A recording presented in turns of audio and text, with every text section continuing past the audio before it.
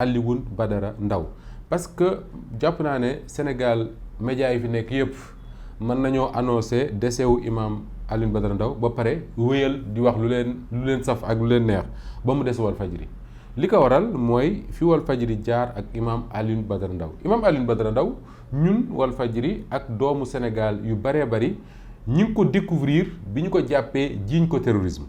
à l'époque Moustapha xaw xam naa ne fekku la fi mais bokkoon na ci débat yi ñu doon posé souvent mooy conviction bi ñu amoon boo daan lire la presse de l'époque di diglu rajo yeeg télé yi conviction bi ñu amoon que ni imam Ndao mii li ñu koy jiiñ moo ko def parce que y avait benn campagne de diabolisation benn matraquage médiatique boo xam ne c'était extraordinaire et ci laay louer à chaque fois lucidité wu Sidi Lamine Niass parce que à l'époque Sidi Lamine Niass rek moom moo taxaw exactement c'est ce que li nga may wan nii d'ailleurs moom moo taxaw et puis plusieurs fois wax ne imam Alioune Badara Ndao lu ñu koy wax dara bu ci mais dinañ ci ñëw léegi imam Ndao mu nekk kon nit koo xam ne dama naan c'est une vie de combat moom la mëne te ku mel noonu su dëddoo yàlla moo def li ko neex mën nañuy wax sur les causes de son décès et tout mais man dama jàpp rek ne cause bu mënti doon it yàlla moo def li ko neex à partir de cet instant là lan moo ñu war ñun mooy xool lan la ñu mën a jàng ci dundu imam Alioune Badara Ndao imam Alioune Badara Ndao Moustapha dafa yor jàkkaam ak daaraam ci Kaolack kenn xamu ko à part les quelques Sénégalais yi nga xam ne xëy na ñoo fa doon dem wala ñu koy xool ci yenn chaîne YouTube yi muy wax ak yooyu ñu naan imam bi nekk Kaolack mais nekkul woon quelqu'un boo xam ne y avait une communication une médiatisation bu extraordinaire autour de lui ñu xëy suba benn bés rek ñu ne am na imam bu ñu jàppee Kaolack dafa naroon a taal ay bomb dafa naroon taal ay bomb ci réew mi dafa doon mener benn campagne Fatou maa ngi lay ziar bu baax benn campagne pour ay terroriste affaire bu doy waar jamono yooyu maa ngi fàttaliku man tukki naa fi Kaolack benn guddi Kaolack la woon non à Touba benn guddi ak Mamadou Makhtar Sarr nga xam ne Mamadou Makhtar Sarr suñu correspondant bi nekk Touba te mu nekkoon Kaolack moment boobu moom damay wax ne souvent lu mu la wax ci mbiru imam bi jàppal parce que daanaka lépp ci kanamam la amee gis nga biñ ci toogee di ci werante man bokkoon naa ci ñi doon wax ne li presse bi bind li nga xam ne moo ne ci rapport d'enquête yi imam bi lii imam bi laa Makhtar à l'époque il nous disait li ñuy wax yëpp dara am ci moom mësul gëm ne li ñuy taxal imam Ndao dara am na ci parce que mu ne ma man Moustapha bi ñuy jàpp imam Ndao fajar gi ñu ko jàppee mu ne ma man dem naa ba kër gañ ko jàppee j'ai vu imam bi gis naa ni muy dundee gis naa ni mu yaree njabootam avant ñu koy jàpp daanaa dem ay conférence am et tout mën nañu wax lu leen neex mais lii ñu koy taxal amul mais enquêteurs yi ñoo jàpp sur la base de renseignement ñu ne jàpp yóbbu kaso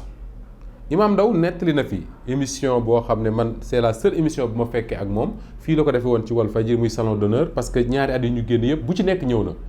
ba bu ren bii ñëw na mais bu daaw bi man maa ngi fi woon toog muy nettali conditions yi ñu ko jàppee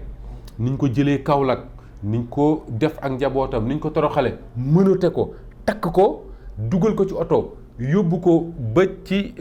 kanamu procureur garder ko à vue presque 15 jours ci mag moo xam ne am na juróom-benn fukki at mu jàkkaarloog juge d'instruction bi ne ko est-ce que gendarme yi wax nañ la lu tax nga ñëw fii mu ne déedéet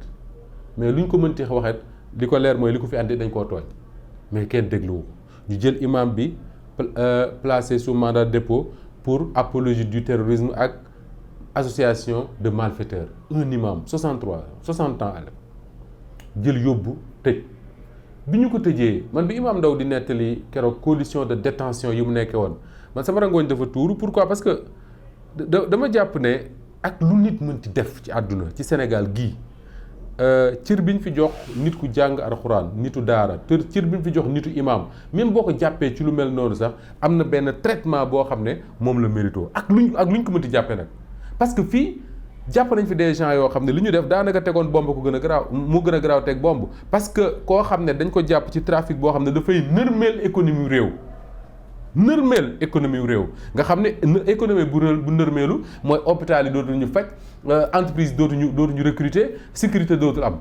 ñooñu jàpp leen di leen traité dans de bonnes conditions ba ñoom sax bu ñu génnee dañ naan ah man de je me félicite parce que je félicite les enquêteurs parce que j'ai été bien traité nangam ak nangam ak nangam. fii ci Sénégal parmi la classe politique jàpp nañ fi ñoo xam ne li ñu def moo rey nitayam mais imam reyul kenn saagawul kenn benn waaye def ne ma Moustapha à chaque fois da ngay wax ne imam yorewul sax arme bu mën a gaañ nit mu ne ma da ngay wax ne waxu kàddu guy gaañ nit sax du ko wax kàddu guy gaañ nit Moustapha ñu jàpp ko imam moo nettali fii lu ko nettalee ci Walfadjri temps fan yëpp 2 jours maa ngi gis ñu koy défilé ci réseaux sociaux yi imam nettali ne fi ñu ko dugaloon dañ fa def benn genre sonorisation boo xam ne day mel ne ay yamb yu naan win pour bañ a nelaw di taal ay lampe yoo xam ne moo gën a tàng moo gën a leer bii jàkkaarloo ak man néeg bi mu nekkoon ñu pompe fa loo xam ne ay mbokkam nee na dañ daan ñëw di dajale weñ yeeg yooyu dañ ko doon dajale nii dajale ba mu def ab jal ñu bàyyi foofu Imam Ndao ñu bàyyi ko fa bi ko ay mbokkam njëkkee nettali nit ñi dañoo jàppoon ne ay caaxaan la ak nangam ak nangam mais Imam Ndao ces conditions là ku ci nekk en détention pendant 2 ans et 8 mois 2 ans 8 mois koo xam ne yow mësoo dugg kaso sa daara nga yor sa tool sa jàkka sa tukki sax sa barewul wala boo bu fekkee mas naa tukki ñu jàpp ko dans ces conditions là tëj ko 2 ans 8 mois mais kooku Moustapha ñu wax la ko ñu bañ la ko wax su génnee prison dina am ay séquelles kooku moom c'est-à-dire il faut que ci réew mi ñu bàyyi benn genre je sais pas hypocrisie boo xam ne moo ñuy animé ba parfois mbir mi duñ ko wax ni mu demee li am mooy les conditions de détention de Imam Ndao yi mu nettali moom boo fa yóbbu woon un jeune homme de 30 ans mel ni mu war a mel toll ni mu war a toll ces conditions de détention là mu def fa 2 ans 8 mois bu génnee dina am ay séquelles mënoo ci dara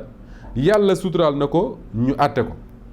li gën a doy waar àtte ko en juillet 2018 ñu procureur def na à l'époque sàkku na ñu tëj ko 30 ans xaw ma juge bi ñëw ne relaxé na ko mais imaginez ce que ça fait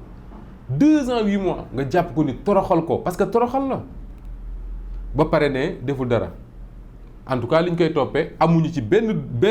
firnde boo xam ne moo mën a tax ñu condamné ko pour apologie du terrorisme wala association de malfaiteurs ma ne kon nit a ngi nii koo xam ne Moustapha dafa nekk victime de la lutte contre le terrorisme xam nga souvent dañuy insister sur les victimes du terrorisme soo demee Mali Burkina Faso ci yeneen réew yi comme France États-Unis nga xam ne terroristes jot nañ fa frappé souvent dañuy wax les victimes du terrorisme am sax benn cër buñ leen di jox am na noo xam ne sax boo ko waxee jëmee ko ci ñoom mën nañ la poursuivre fii ci Sénégal Imam Ndao nekk fi moom non pas victime du terrorisme mais victime de la lutte contre le terrorisme parce que au nom de la lutte contre le terrorisme ci lañ commencé di surveiller nit ñi di ne ci jàkka yi di ne ci daara yi di fa yónnee ay nit ñuy xool lan la ñuy wax je me rappelle am na benn imam bu ñu mës a jàpp ci Sédhiou defe naa mu defoon benn xutba àjjuma wax ay waxam ba pare ñu jàpp ko à l'époque Sidi Lamine Niass dafa doon wax ne waa ji de li ñu ko jàppee buñ ko continuer dinañ ma jàpp man Sidi Lamine Niass jàppaale oustaz yi ci Sénégal yëpp jàppaale imam yi ci Sénégal yëpp parce que li mu wax mooy li yàlla wax ci alxuraan Imam Ndao donc mu nekk victime de la lutte contre le terrorisme Imam Ndao nekk